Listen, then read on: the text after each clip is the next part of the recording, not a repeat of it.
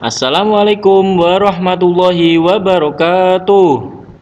Bagaimana kabar kalian anak-anakku kelas 10? Semoga semuanya dalam keadaan sehat ya.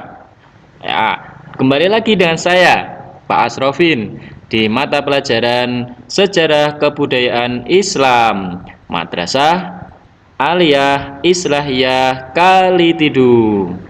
Sebelum kita memulai pelajaran, mari kita baca basmalah bersama-sama. Bismillahirrahmanirrahim. Amin ya robbal alamin. Hari ini kita akan mempelajari terkait perkembangan Islam masa Rasulullah periode Madinah, di mana hari ini masuk bagian bab kedua atau bagian yang kedua, yang sebelumnya kemarin kita sudah mempelajari perkembangan Islam masa Rasulullah periode Madinah pada bagian kebudayaannya. Untuk hari ini kita akan masuk pada substansi dan strategi dakwah Rasulullah SAW di Madinah. Mari kita mulai. Oke, sebelum kita tutup materi hari ini, nanti Bapak akan membagikan RKPD. Nah, nantilah kita jelaskan lagi ya. Terima kasih. Besok insya Allah minggu depan kita akan membahas peristiwa-peristiwa penting dalam dakwah Rasulullah. Nah, besok kita akan bahas. Kita tutup.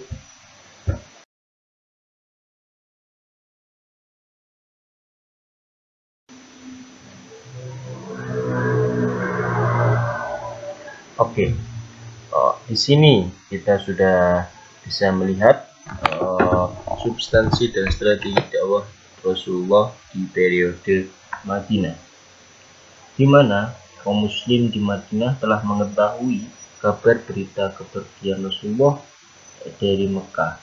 Setiap pagi mereka itu berbondong-bondong menuju Al-Harrah.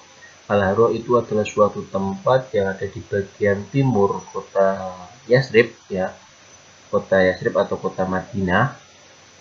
Nah, di mana di situ termasuk perbatasannya dari perbatasan dari kota Madinah ya. Yaitu setiap orang itu semuanya berbondong-bondong menuju Al-Harrah, yaitu menunggu kedatangan beliau, yaitu Rasulullah. Hingga pada akhirnya mereka terpaksa pulang karena teriknya matahari. Suatu hari mereka juga terpaksa pulang setelah lama menunggu kedatangan Rasulullah. Tatkala mereka sudah beranjak ke rumah masing-masing, ada seorang laki-laki, yaitu dari kaum Yahudi, itu naik ke atas atap rumahnya. Ada juga yang menceritakan naik naik pohon kurma, ada yang bilang seperti itu juga ya. Lalu dia itu melihat rombongan Rasulullah dan para sahabatnya memakai baju putih. Nah, dari situlah seorang itu meneriaki, wah Rasulullah datang, wah Rasulullah datang. Akhirnya semua orang berkumpul kembali. Saat itu seisi Madinah semuanya berangkat untuk menyambut beliau Rasulullah. Hari itu memang betul-betul hari yang istimewa dan semua orang berkumpul, momen yang tidak pernah disaksikan oleh penduduk Madinah sepanjang sejarah. Namun sebelum sampai di Madinah itu Rasulullah singgah dan tinggal 4 hari di Kuba. Kuba itu termasuk kota yang terdekat dengan Madinah, dari perbatasan juga. Selama itu Rasulullah mendirikan Masjid Kuba dan sholat di dalamnya. Nah, inilah masjid pertama yang didirikan dengan kekuatan ketakwaan sejak kenabian Rasulullah, di mana kalian pasti sudah mengetahui di masa Makkah itu kan sudah ada sholat, tapi dengan agak takut untuk melaksanakannya. Tapi di Masjid Kuba inilah sholat itu dimulai dengan ketakwaan. Ya, istinya serius.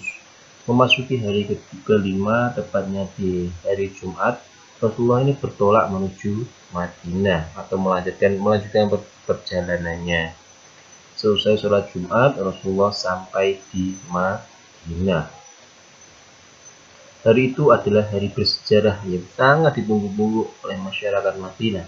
Rumah-rumah dan jalan ketika itu bergemuruh dengan lantunan tahmid dan tahlil atau penyucian.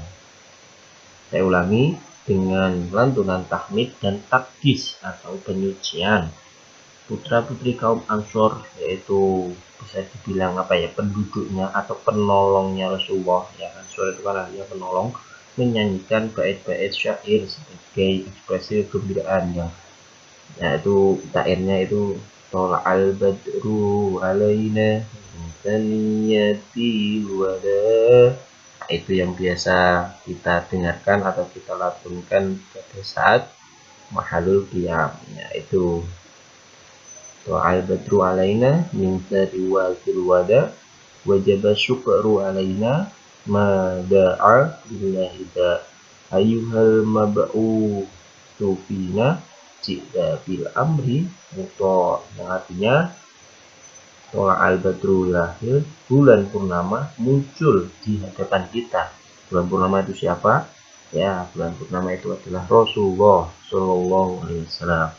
Dari jalan di sela-sela Bukit Wada, kita wajib bersyukur karenanya. Apa yang dia serukan sebagai seorang da'i adalah untuk Allah. Wahai orang yang diutus kepada kami, engkau telah membawa perkara yang ditaati.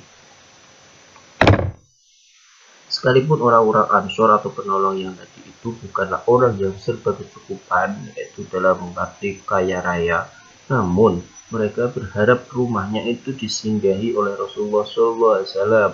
Ya memang karena Rasulullah di sana itu adalah seorang yang hijrah, seorang yang bepergian, jadi di sana itu beliau belum mempunyai rumah sama sekali, belum tahu keadaan Madinah seperti apa, tapi dengan sifat baiknya yaitu kaum Ansor, itu menawarkan semua rumah atau semua penduduk itu menawarkan rumahnya masing-masing untuk disinggahi Rasulullah. Saat melewati satu persatu rumah orang-orang Ansor, ya, mereka itu mengambil tali unta beliau. Setiap mereka melakukan demikian, Rasulullah itu berkata kepada mereka, biarkan unta ini lewat karena ia telah diperintahkan sesuai kehendak Allah Subhanahu wa Ta'ala. Jadi Rasulullah itu menolak untuk menarik unta. Jadi itu dibiarkan, untanya itu dibiarkan berjalan, yaitu beliau berkata seperti tadi, unta itu telah diperintahkan atau dituntun oleh Allah. Unta itu terus berjalan hingga sampai di lokasi Masjid Nabawi sekarang ini. Nah, disitulah kediaman Bani An-Najjar, yaitu keluarga ibu kakeknya Rasulullah, yaitu siapa? Abdul Muthalib. Betul. Hal itu merupakan keistimewaan dari Allah Subhanahu wa Ta'ala kepada sang unta. Peristiwa ini terjadi hari Jumat 12 Rabiul Awal, yaitu tahun 1 Hijriah, bertepatan dengan 27 September 622 Masehi. Jadi itu dijelaskan di mana untanya Nabi itu berjalan sendiri atas tuntunan Allah Subhanahu wa Ta'ala. Akhirnya unta itu berhenti pas di kediaman Bani An-Najjar, yaitu keluarga ibu dari kakeknya Rasulullah. Setelah cerita itu kita persingkat, akhirnya Rasulullah di sana mendiami kota Madinah, hidup di sana berbarengan dengan kaum muhajirin, yaitu kaum yang bepergian atau rombongannya Rasulullah, dan dengan kaum Ansor atau kaum penolongnya yang berada di Madinah. Setelah Nabi beberapa waktu di sana, akhirnya beliau pun melancarkan tujuannya yang asli di sana, yaitu untuk mendakwahkan agama Islam dan memperkuat agama Islam. Nah, disinilah muncul strategi dan dakwahnya Rasulullah. Oke, di sini dituliskan bagian yang paling atas, yaitu dari substansi dan strategi dakwah Rasulullah, yaitu pertama, beliau membangun Masjid Nabawi. Oke. Langkah pertama yang dilakukan Rasulullah SAW adalah mendirikan masjid yang kemudian diberi nama Masjid Nabawi pada lokasi unta tersebut duduk, yaitu lokasi unta yang tadi ya. Beliau memerintahkan mendirikan masjid ini. Beliau sendiri ikut serta dalam proses pembangunan. Di tempat inilah dakwah Rasulullah mulai dilakukan, yaitu dengan melakukan sholat jamaah, pengenalan dan penanganan ibadah mahdhah, yaitu ibadah yang harus kita praktekkan ya, itu termasuk ibadah mahdhah, termasuk di dalamnya praktek sholat dan sebagainya. Muamalah, yaitu praktek dalam kehidupan sehari, bagaimana kita membayar zakat dan sebagainya, dan kegiatan-kegiatan keagamaan lainnya, sehingga wilayah di sekitar masjid menjadi ramai.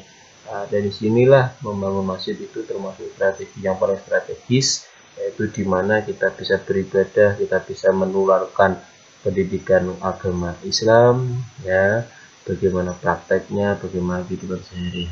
Selanjutnya diteruskan dengan membangun jalan raya. Oke, Nabi di sini juga membangun jalan raya, termasuk di sekitar masjid.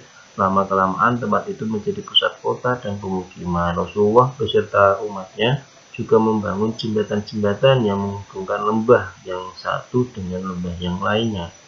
Dengan demikian, masyarakat setempat dapat berhubungan dengan masyarakat di lembah yang berbeda. Itu adalah strategi dakwah Rasulullah.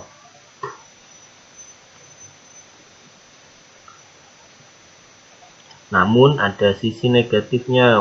Nah, kita kan hidup di dunia ini pasti ada positif, pasti ada negatif. Nah, itu berimbas juga pada kegiatannya Rasulullah, yaitu dengan pesatnya pembangunan kota Madinah yang tadi itu, yaitu menyebabkan adanya migrasi dari tempat lain. Masyarakat yang ada di sekitar wilayah Madinah berdatangan dengan tujuan berdagang dan tujuan yang lain. Keadaan yang demikian menyebabkan Madinah menjadi kota terbesar di Jazirah Arab. Pada masa ini, masyarakat Muslim berkembang dengan masyarakat yang besar dan berkuasa. Nah, pasti kita akan menyadari, awalnya itu adalah kota Mekah yang termasuk kota yang besar. Nah, ini kenapa kok bisa jadi Madinah? Hal itu menimbulkan kecemburuan dari kelompok masyarakat Yahudi, Nasrani, yaitu yang non-Islam. Mereka mulai memperlihatkan rasa tidak suka agar permasalahan yang muncul tidak makin runyam. Nabi membuat peraturan untuk menata masyarakat. Ini termasuk nanti ada di strategi berikutnya. Oke, kita lanjut, yaitu mempersaudarakan kaum muhajirin dan ansor. Ini termasuk strategi dakwahnya Rasulullah periode Madinah. Ya, dua suku yang sering bertikai. Jadi ini diceritakan ada dua suku yang sering bertikai, yaitu termasuk di dalamnya suku Aus dan Khazraj. Ini oleh Nabi mulai disatukan, yaitu menjadi kaum Ansor ya. Dimana di samping membangun masjid ya, seperti tadi beliau juga mempersaudarakan kaum Muhajirin dan Ansor dengan langkah dimana agar perselisihan yang terjadi yang selama ini ada di kota Yathrib itu akan hilang, yaitu dengan cara mempersaudarakannya. Terus lanjut, masih di sini Bapak ulangi lagi, mempersaudarakan kaum Muhajirin dan Ansor. Ini sangat berimbas bagus karena apa?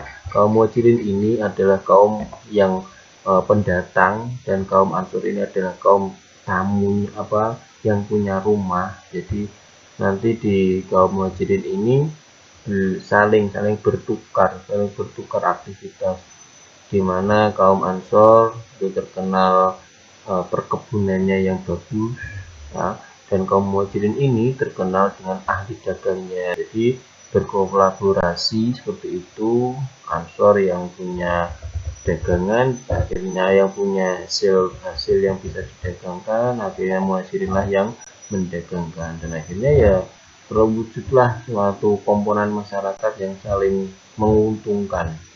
ya, jadi berimbas kepada kemajuan di kota Madinah.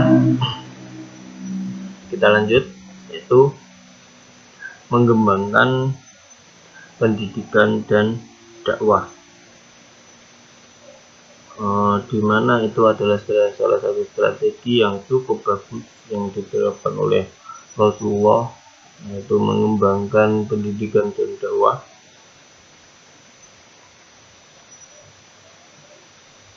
Mengembangkan pendidikan dan dakwah di sana dijelaskan Rasulullah melalui masjid yang pertama dibangun, yaitu Masjid Nabawi. Beliau mendidik orang-orang, khususnya orang Ansor, yaitu orang yang sudah menolong kaum Muhajirin untuk memulai memahami Islam, bagaimana Islam itu sejatinya Allah, seperti bagaimana kita menyembah Allah, bagaimana kita beribadah kepada Allah dan sebagainya.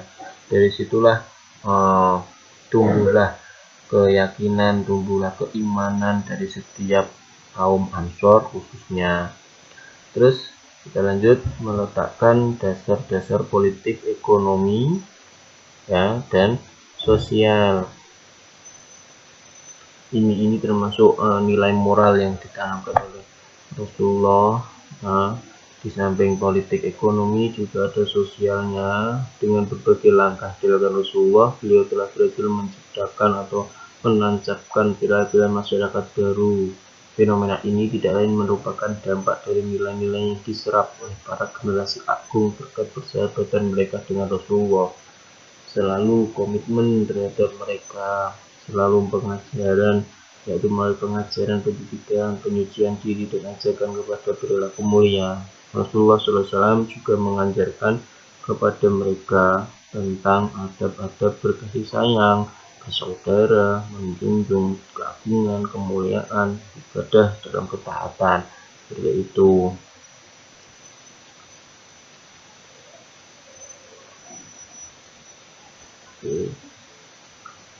Di samping itu juga ada juga yang terakhir, yaitu strategi dakwahnya Rasulullah, yaitu menjaga keharmonisan, ya, keharmonisan muslim dan non muslim.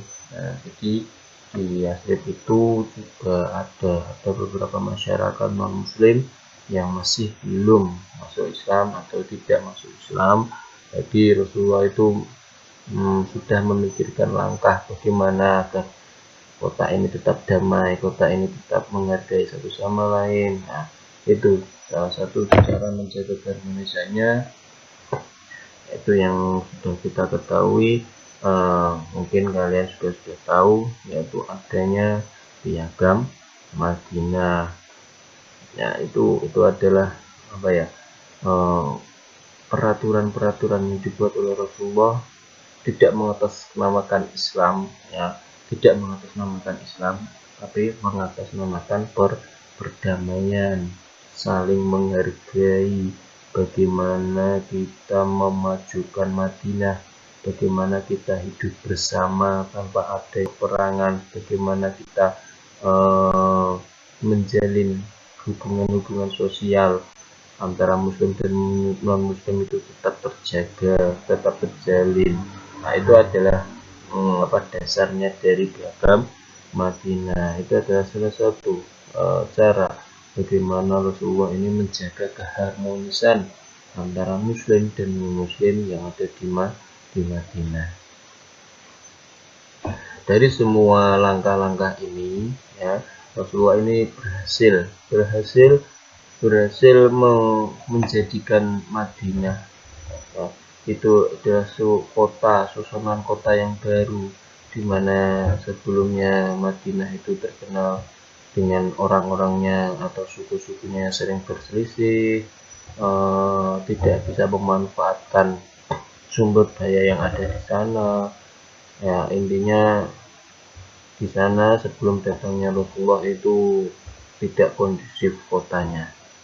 Jadi setelah Rasulullah datang dengan ajakan atau tawaran dari penduduk Aus dan Khazraj atau suku Aus dan Khazraj, yaitu yang disebut Ansor, akhirnya meminta Rasulullah itu datang ke sana untuk mendamaikan agar tidak terjadi perselisihan lagi, yaitu dengan cara strategi seperti ini Rasulullah membentuk susunan Madinah atau kota Madinah.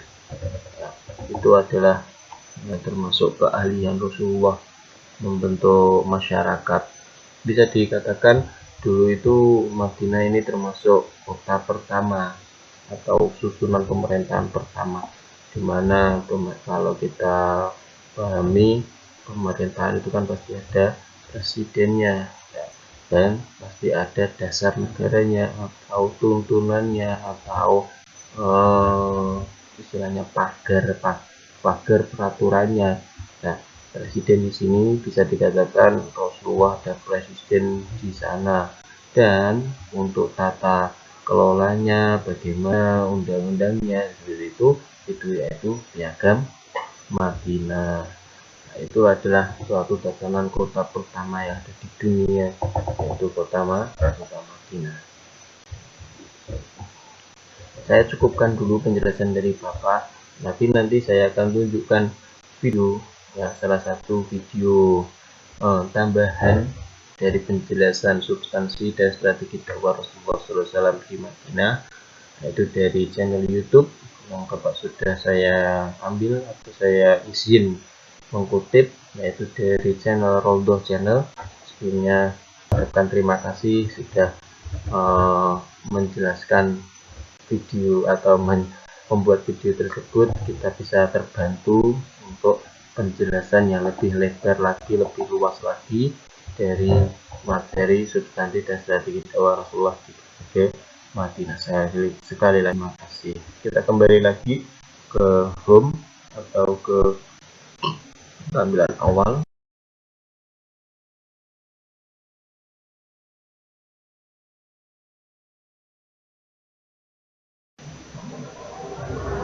Nah, di sini saya sudah cantumkan linknya, substansi dan strategi dakwah Rasulullah di Madinah, yaitu sumber videonya dari Roldoh channel YouTube. Oke, kita saksikan bersama-sama ya.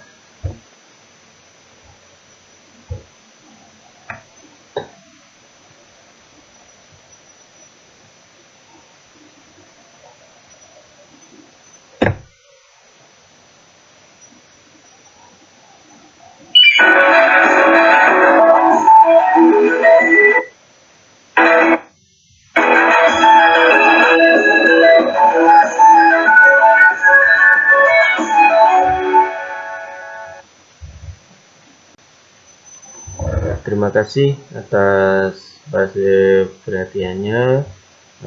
Kita akhiri. Sekian. Wassalamualaikum warahmatullahi wabarakatuh.